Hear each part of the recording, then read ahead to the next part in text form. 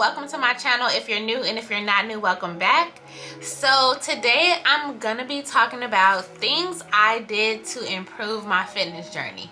Now, I've been on my fitness journey for a while now, and I have seen pretty slow progress, but I started implementing different things, and I've learned things throughout this process and the journey that has helped me and my body.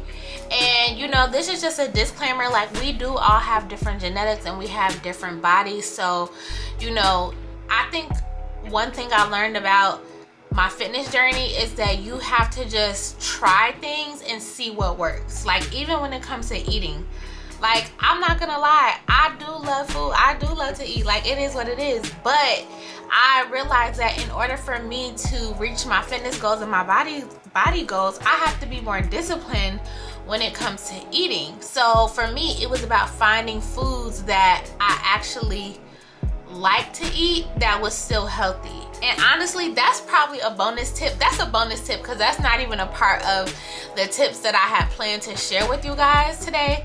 But finding foods that I actually enjoyed eating that were also healthy was actually something that did really help me as well. It was kind of like an experimentation. Like, I was just like experimenting with different foods, different healthy recipes, seeing what I liked and what I didn't like, so that eating healthy wouldn't be a negative connotation, because it's like, okay, this is a healthy food that I actually like to eat. So that is something that helped me. But okay, now I'm gonna go with the tips that I actually plan on sharing with you guys today. So number one is write out a detailed fitness schedule.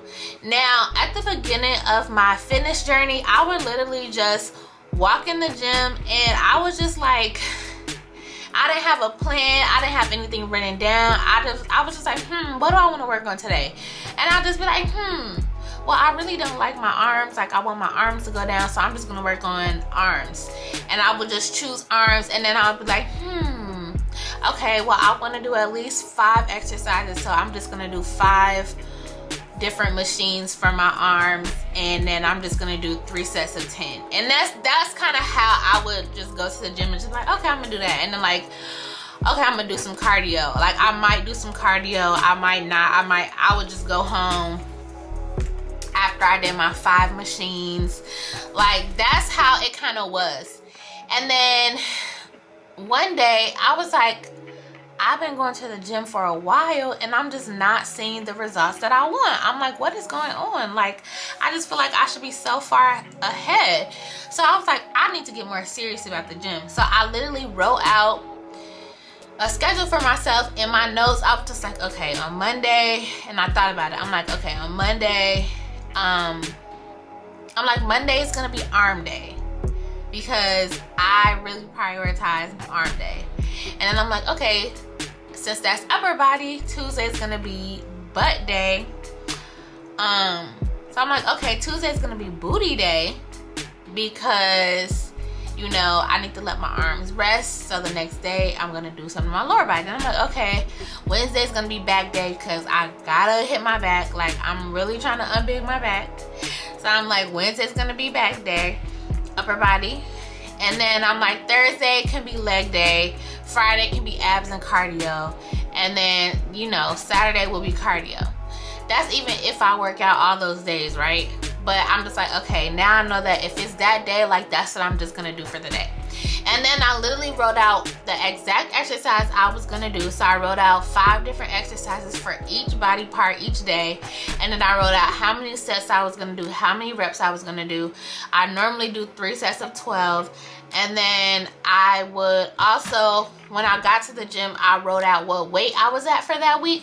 And then I try to increase the weight by like 5 or 10, depending on how difficult the exercise is for me. I increase the weight by 5 to 10 pounds every week. And I also added on cardio at the end of my workouts, because at first I wasn't doing cardio. I was just doing my weight lifting and going home. But I am trying to lose fat. I'm really doing body recomposition, but I also really want to lose a lot of fat, so I added in cardio after every session, and that helped significantly.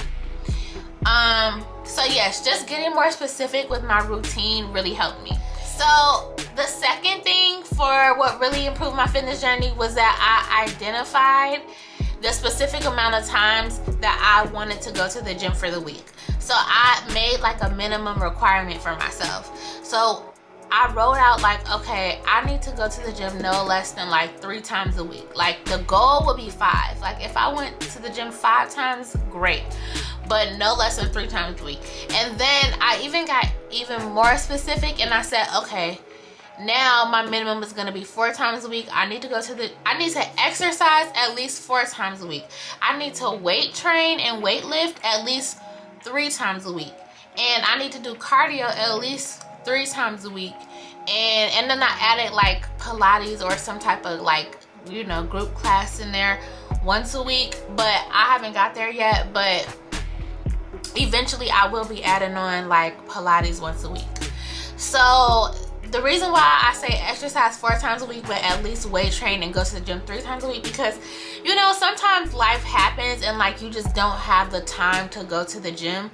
Like I know for me, when I go to the gym, like usually it'll end up being a 2-hour thing, and that's just including like travel time there and travel time back, and plus I gotta take a shower when I come home.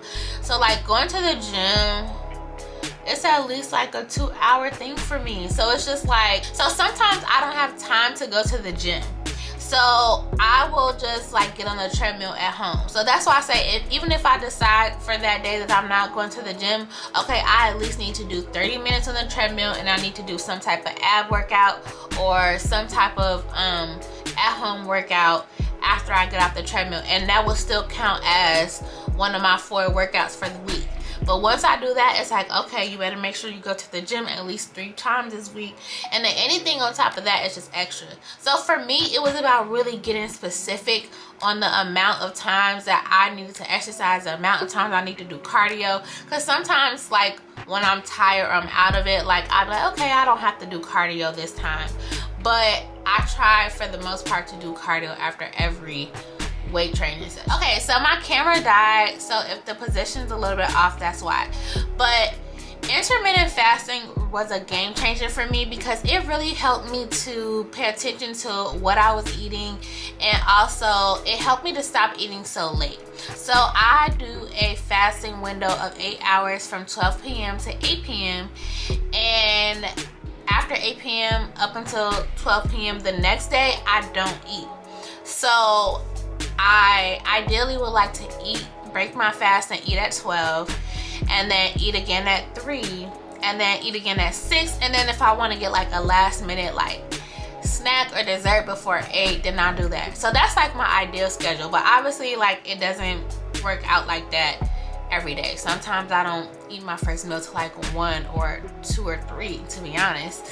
But it just really helps me honestly to stop eating so late at night, because I've learned that eating late at night is really bad for you, because not only does, you know, the food kind of just sits on your stomach.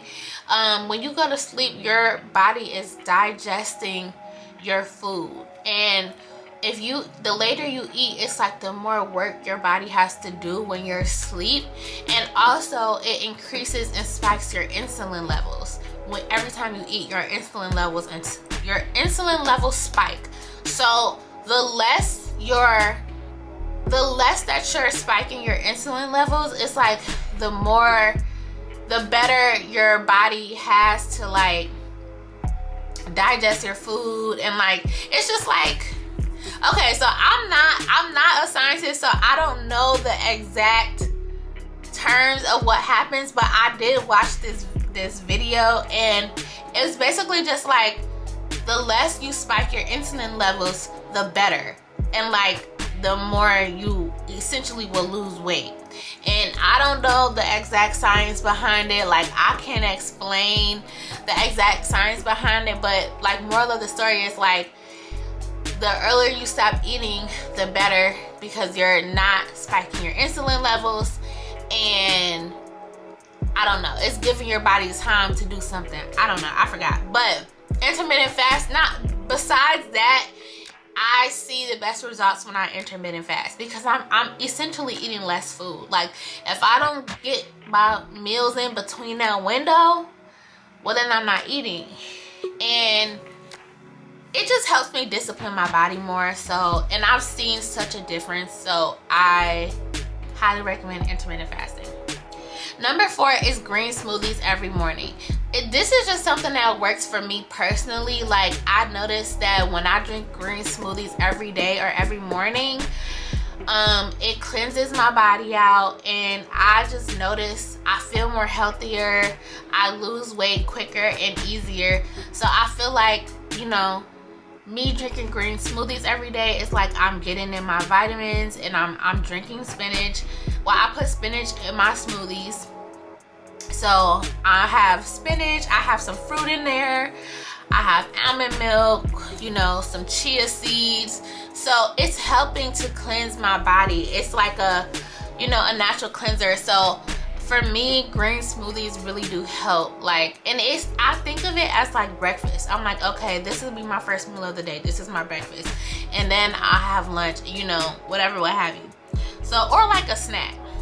Number 5, I only eat out 1 to 2 times a week. So I really try not to eat out at all, but I feel like my limit is 1 time a week. And if 2 times, like, okay, but definitely no more than 2 times. So like, I really try to cook my food and meal prep my food. Even if I cook something that isn't the healthiest, I think that that's better than eating out. So I always try to cook my food, and I really just try to stick to eating out only once or twice a week. Number 6 is cutting back on snacks. So I really try to cut back on snacks because snacks, normally snacks aren't really the healthiest. I mean, there are healthy snacks out there, and I really try to just only buy healthy snacks. However, even like, you know, like my mom, we always buy Cheez-Its, and like I love cheeses. Like, I crave them, and then I put hot sauce on it, and it's just all bad. So like, and also like when you're eating like that, it's like it's kind of hard to measure what you're eating, right? Like, it's hard to measure what you're eating because you don't know how much you're eating. So, or like, let's say you're sitting down eating a bag of chips. Like, nobody really keeps track of like, oh, am I eating the serving size? Am I eating 12 chips? Like, people don't really do that. So like, it's kind of hard to keep track of how much you're eating when you're snacking. So I think it's just best to not snack at all. Number 7, I don't like to drink my calories. So I only drink water, coffee, because I need my coffee every morning. I drink tea because I really like tea, and it has health benefits. And I also drink like prebiotic beverages, so like prebiotic sodas and like kombucha, stuff like that. But other than that, like, I don't drink it. Like, I don't drink pop, I don't drink juice. The only pop that I really would drink is like ginger ale, and that's like if my stomach hurts, or, you know, maybe I'm at like a holiday gathering and there's ginger ale, like then I'll drink it. But other than that, no pop, no juice. I stick to water. I have my morning cup of coffee. Sometimes I'll have tea, and then like I'll have like a prebiotic soda if I feel like I want a soda, or like, you know, if I just feel like I can treat myself, then I'll get a prebiotic soda. Or I'll drink kombucha when I really want to like cleanse my body and start fresh for the week. I'll drink kombucha. But other than that, no. I think it's really important, like, if you can save calories by not drinking them and only eating them, to me, I would rather eat my calories than drink my calories. So I like to really like get all my calories with food that I enjoy eating versus like drinking so much pop. And now, like, no, it's terrible for you. So yes, guys, those are things that I have implemented that have truly changed my fitness journey. I've been on my fitness journey for a long time, but I really started like taking it serious and being consistent about like 4 months ago. So I'm really like 4 months into my serious consistent fitness journey, and I've definitely seen progress. Like multiple people have told me that I look smaller. A lot of my clothes fit, like they're way bigger. Like clothes that used to be super tight on me, like I fit them with ease. So I haven't been on the scale as much, just because I do a lot of weightlifting and weight training. Right now, like the scale is not an accurate